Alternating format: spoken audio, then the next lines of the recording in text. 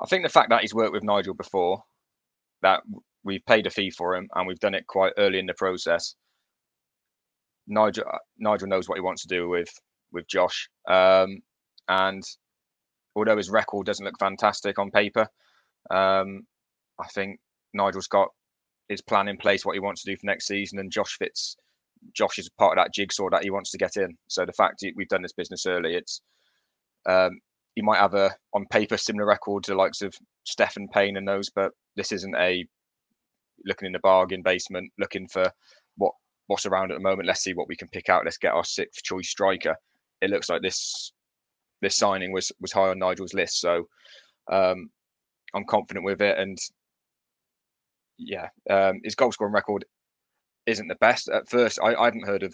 Well, he's not a player who's been on my radar before. So when I saw the signing was made, I went on and had a look at the stats and thought he must have been a centre half or something similar like that, because he looked the build, and the scoring record wasn't fantastic. But as we've seen in League Two, it doesn't take much for someone who's had a pretty innocuous goal scoring record to then have one season where everything just gets going. We've seen Dom Telford in the past, McCurdy at Swindon.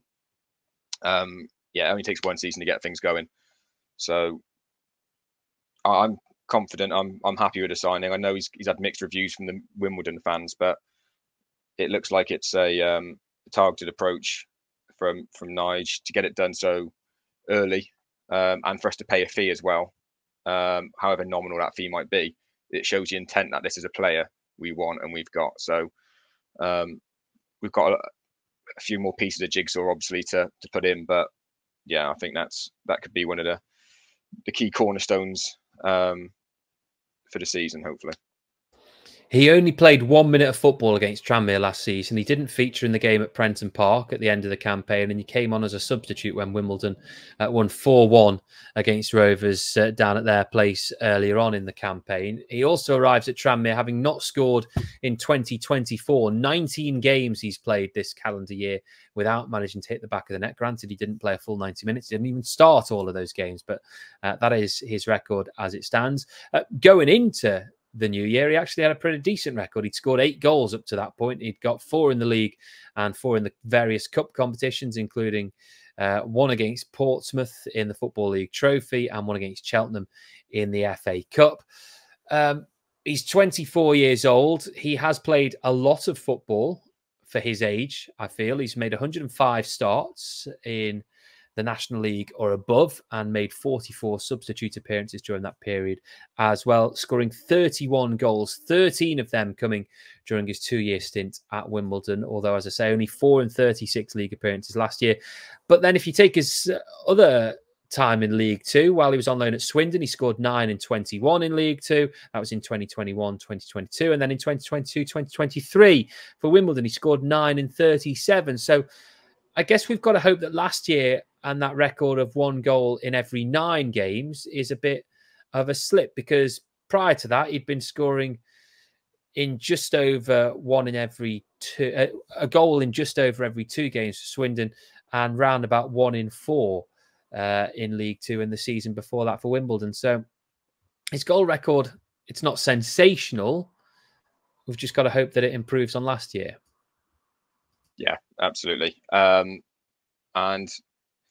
a lot of it depends on how you play. And also we saw after we let go of Elliot Nevitt, I don't think he scored for Crewe and for a long time. And then last year he was banging them in. So who knows? But yeah, if we play to his strengths, and that's why I've got the confidence in it for a signing like Josh to be made so early, and for Nigel to have worked with him as well. Nigel's got his plan of what he wants to play next season, and Josh is going to be a part of that. I guess the one worry will be is how will he fit in if you got him and Luke Norris up top? Are they similar players? Well, like that was my thought. Like, is this just another Luke Norris? And if so, what does that suggest about where Tranmere are going to be playing their football next season in terms of how much the ball is going to be on the ground and how much it's going to be in the air? Because Norris, we've seen when he has come into that Tranmere side, they have changed their style of play. They have gone more into chest and to head than they have been playing on the floor. And and he's not going to be sitting on the bench after signing a new contract. And you wouldn't expect the new striker, having paid a fee for him, is going to come in and sit on the bench. So that is going to be really interesting, that style of play, I feel. Yeah, absolutely. And that's what the quandary's been in my head. Have we got both big guys up top, or are we going to have Harvey Saunders complementing Josh? And if so, if the latter, they both haven't got the best goal scoring record, so someone's going to have to improve their record on that. But yes, it'd be interesting to see what the plan is. Can Josh do a bit of pressing? Because, like you say, we had to change our game when we brought Luke Norris in. He's not going to be one who's going to be pressing from the front. So, yeah, I think we all agree over the recent seasons we needed someone who can get the back into a player, be a bit of a nasty touch, and it looks like Josh has potentially got that to him as well. So that's great. But yeah, it's going to be interesting to see how we line up front. And yeah, the proof will be in the pudding. But it sounds like Nigel knows what he wants to do. So let's see what happens.